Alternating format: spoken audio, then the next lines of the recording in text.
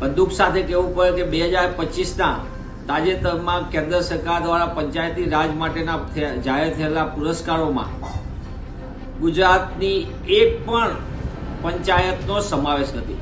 18,000 જેટલા ગામડામાં કાર્યરત પંચાયતો અને ગુજરાત સમગ્ર દેશની અંદર પંચાયત રાજનું મોડેલ આપતી હોય એ ગુજરાત આજે એક પણ જગ્યાએ પંચાયતના પુરસ્કાર મેળવવા માટે યોગ્યતા પ્રાપ્ત નથી કરી। આપણા સૌના માટે ચિંતાનો વિષય છે અને ભારતીય જનતા પાર્ટીની ભ્રષ્ટ સરકાર એનો દિશાહીન વહીવટના કારણે ગામડાઓ તૂટી રહ્યા છે।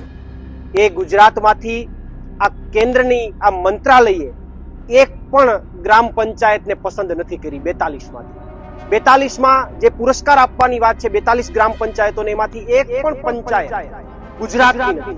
આ દુઃખની વાત છે અને દુઃખની વાત કરતા પણ આ વાત આખી ખુલ્લી પડી છે કે કેન્દ્રની સરકારને ગુજરાતની એક પણ પંચાયતમાં વિકાસ નથી દેખાયો, સ્વચ્છતા નથી દેખાણી, એમના પેરામીટરો નથી દેખાયા, એટલા માટે એક પણ ગ્રામ પંચાયત ત્યાં પસંદ નથી થઈ। આ પંચાયતી રાજનો હેતુ જ એ સમજ્યા નથી અને જે વાસ્તવમાં ગુજરાત જ નહીં દેશના જુદા જુદા રાજ્યોની વચ્ચે એક સારામાં સારી સ્પર્ધા થાય અને વિકાસની જે લોકોની સ્થાનિક જરૂરિયાતો છે વધારામાં કેન્દ્રીય સરકાર દ્વારા જે વીબીજી રામજી યોજનાનો અમલ ચાલુ થવાનો છે એમાં પણ જુદા જુદી ગ્રામ પંચાયતોના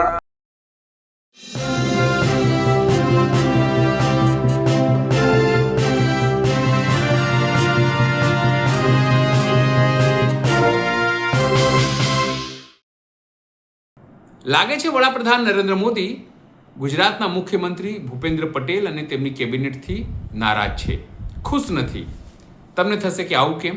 કારણ કે પંચાયતી રાજનો એક પણ રાષ્ટ્રીય એવોર્ડ ગુજરાતને નથી મળ્યો। ટોટલ 42 એવોર્ડ હતા, એ પણ 2 કેટેગરીમાં, પણ ગુજરાતને એક પણ એવોર્ડ નરેન્દ્ર મોદીએ સરકાર જે છે તે ભૂપેન્દ્ર પટેલની સરકારને આપવાનું મુનાસિબ માન્યું નથી। એના માટે કોંગ્રેસ અને આમ આદમી પાર્ટીએ સવાલ પણ ઊભા કર્યા તો ભાજપના જે મુખ્ય પ્રવક્તા છે તે બચાવમાં પણ ઉતર્યા।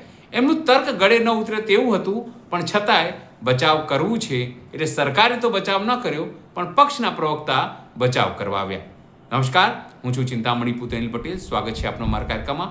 આવો સાંભળીએ કઈ રીતે આ સમગ્ર ઘટના છે, કઈ રીતે કોંગ્રેસે એવોર્ડને લઈને આરોપ લગાવ્યો, આમ આદમી પાર્ટીએ આરોપ લગાવ્યો અને ભાજપે કઈ રીતે બચાવ કર્યો।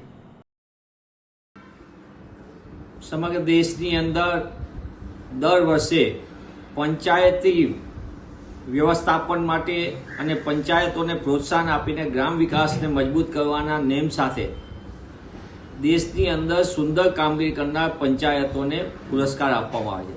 આ પુરસ્કારમાં પાણીનું વ્યવસ્થાપન, સાથોસાથ સ્વચ્છતા અને એની સાથે સાથે નાણાકીય શિસ્તથી લઈને સ્થાનિક કક્ષાના મુદ્દાઓનો સમાવેશ થાય છે।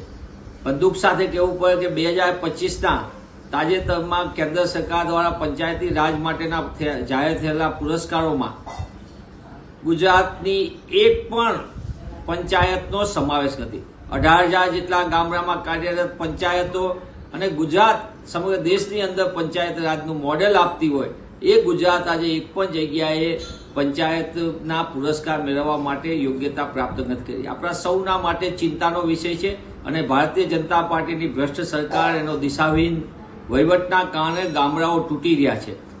ગુજરાતના ગામડાઓમાં સુવિધાનો અભાવ, ગુજરાતના ગામડાઓની અંદર લોકોને ન મળવા પાત્ર સુવિધાઓ, પાયાની વ્યવસ્થા, એમાં નિષ્ફળતાના કારણે આવી પરિસ્થિતિ નિર્માણ થયું। ત્યારે હું આપના માધ્યમથી સરકારને પૂછવા માંગુ છું કે પંચાયતી રાજના નામે કરોડો રૂપિયા તો આવે છે, પણ આ કરોડો રૂપિયા જાય છે ક્યાં? કેમ ગ્રામ્ય વિસ્તારમાં 54% કરતાં વધુ લેતા નાગરિકો માટે યોગ્ય વ્યવસ્થાપન કેમ નથી હોય? 30 વર્ષથી ગુજરાતમાં ભાજપ સરકાર હોવા છતાં ગુજરાતમાં ગ્રામ્ય વિસ્તારમાં પાયાની સુવિધા કેમ આપવામાં નથી આવતી? આ બધા માટે સીધી કોઈ જવાબદાર હોય તો ભાજપાની ગ્રામ્ય વિરોધી નીતિ જવાબદાર છે। પુનઃ હું એ વાતને કહું છું, ગુજરાતમાં અપાર ક્ષમતા છે પણ સરકારની નીતિ અને નિયત જે ગ્રામ્ય વિરોધી છે એના કારણે આ સ્થિતિનું નિર્માણ થયું છે। નમસ્કાર મિત્રો, કેન્દ્રના પંચાયતી રાજ મંત્રાલયે પંચાયત રાષ્ટ્રીય પુરસ્કાર માટે આ દેશના 42 ગામડાઓની પંચાયતોને પસંદ કરી। એમની જે વ્યવસ્થાઓ છે, એમની કામગીરીને લઈને 42 જેટલી ગ્રામ પંચાયતોને પસંદ કરવામાં આવી। પણ દુઃખની બાબત એ છે કે જે વાઇબ્રન્ટ ગુજરાતની વાતો થાય છે, જે ગુજરાતના વિકાસના મોડલની વાતો થાય છે, અને ગુજરાતના વિકાસના મોડલને લઈને સમગ્ર ભારતમાં મત લેવાની વાતો થાય છે, એ ગુજરાતમાંથી આ કેન્દ્રની આ મંત્રાલયે એક પણ ગ્રામ પંચાયતને પસંદ નથી કરી 42માંથી. 42માં જે પુરસ્કાર આપવાની વાત છે 42 ગ્રામ પંચાયતોને, એમાંથી એક પણ પંચાયત ગુજરાતની નથી. આ દુઃખની વાત છે, અને દુઃખની વાત કરતા પણ આ વાત આખી ખુલ્લી પડી છે કે કેન્દ્રની સરકારને ગુજરાતની એક પણ પંચાયતમાં વિકાસ નથી દેખાયો, સ્વચ્છતા નથી દેખાણી, એમના પેરામીટરો નથી દેખાયા, એટલા માટે એક પણ ગ્રામ પંચાયત ત્યાં પસંદ નથી થઈ. તો આખે આખું જે વિકાસનું મોડલ જે છે, ઊભું કરાયેલું પરપોટા જેવું મોડલ છે, ખુલ્લું પડ્યું છે. અને ડબલ એન્જિનની વાતો કરતી સરકાર, કેન્દ્રની સરકારે ગુજરાતની સરકારને પાટા ઉપરથી ઉતારી દીધી છે. ડબલ એન્જિનની માત્ર વાતો થાય છે, પણ ગુજરાતની અંદર વર્ષોથી ભાજપનું શાસન છે, પરંતુ ગામડાઓમાં વિકાસ નથી થયો, ગામડાઓમાં કામો નથી થયા. એનું પ્રમાણ અમે નથી આપતા, આક્ષેપ અમે નથી કરતા, પણ કેન્દ્રની સરકારે જ પ્રમાણ આપ્યું છે, ને એટલા માટે 42 ગ્રામ પંચાયતોને પસંદ કરવામાં આવી આખા દેશમાંથી, એમાં ગુજરાતની એક પણ ગ્રામ પંચાયત નથી. ત્યારે હું ગુજરાતની સરકારને પણ વિનંતી કરું છું, અને ગુજરાતની જનતાને પણ આહવાન કરું છું કે આવો આવનારા દિવસોમાં પરિવર્તન તરફ આગળ વધીએ. પ્રવીણ રામ, પ્રદેશ ફ્રન્ટલ અધ્યક્ષ, આમ આદમી પાર્ટી. દેશમાં 2.55 લાખ કરતા પણ વધારે પંચાયતો છે. કેન્દ્રના પંચાયત વિભાગ દ્વારા જુદી જુદી પંચાયતોનો સ્થાનિક રીતે સ્પર્ધાત્મક રીતે સારો વિકાસ થાય તે માટે આ પંચાયતી રાજ એવોર્ડ દર વર્ષે આપવામાં આવે છે.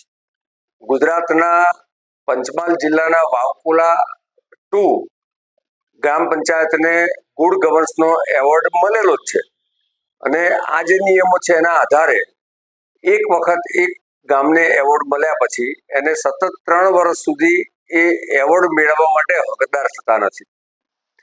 આ જે પંચાયતી રાજ એવોર્ડ છે એ સ્થાનિક રીતે ગામડાઓની વિકાસની જરૂરિયાતો પૂર્ણ કરવા માટે એક સારી સ્પર્ધા થાય, અને જેમાં પંચાયતનું ચૂંટાયેલું બોડી અને ત્યાંનું તંત્ર એ સાથે મળીને ત્યાંની સ્થાનિક જરૂરિયાતો જેવી કે જળ વિતરણ હોય, પછી ક્લીન એન્ડ નીટ ગામ હોય, પર્યાવરણ સામેની સુરક્ષા હોય, આવા જુદા જુદા જે સસ્ટેનેબલ ગોલ્સ છે એવા 9 પિલરના આધારે આ પંચાયતી રાજનો એવોર્ડ આપવામાં આવે છે, અને દેશના જુદા જુદા રાજ્યોની પંચાયતોને મળતો હોય છે. ગુજરાતમાં પણ આંતરિક સ્પર્ધા થાય, તંદુરસ્ત સ્પર્ધા થાય તે માટે પણ અનેક પંચાયતી રાજના એવોર્ડ ગુજરાતની સરકાર તરફથી પણ આપવામાં આવે છે. આપણે સમરસ ગ્રામ પંચાયતો હોય કે કોઈ પણ પ્રકારના ગુનાના નોંધાયો હોય એવી ગ્રામ પંચાયતોને પણ ગુજરાતની સરકાર એવોર્ડ આપતી હોય છે. એટલે કોંગ્રેસ જે પ્રકારના બેબુનિયાદ આક્ષેપો કરે છે, મને લાગે છે કે આ પંચાયતી રાજનો હેતુ જ એ સમજ્યા નથી, અને જે વાસ્તવમાં ગુજરાત જ નહીં દેશના જુદા જુદા રાજ્યોની વચ્ચે એક સારામાં સારી સ્પર્ધા થાય અને વિકાસની જે લોકોની સ્થાનિક જરૂરિયાતો છે. વધારામાં કેન્દ્રીય સરકાર દ્વારા જે વીબીજી રામજી યોજનાનો અમલ ચાલુ થવાનો છે, એમાં પણ જુદા જુદી ગ્રામ પંચાયતોના પોતાની જરૂરિયાતો અને વિકાસના જે મુદ્દાઓ છે એ સ્થાનિક રીતે ચર્ચા કરીને જ એ લોકો નક્કી કરવાના છે, અને એના માટે સ્પેશિયલ ફંડ ફાળવવાનું છે. એટલે આવનારા સમયમાં પણ દેશની અનેક ગ્રામ પંચાયતો આનો લાભ લઈ શકશે. જે રીતે ગુજરાતને એક પણ રાષ્ટ્રીય એવોર્ડ પંચાયતી રાજને લઈને નથી મળ્યો, તેને લઈને આપ શું વિચારો છો? જરૂરથી અમારા કોમેન્ટ બોક્સમાં કોમેન્ટ કરજો.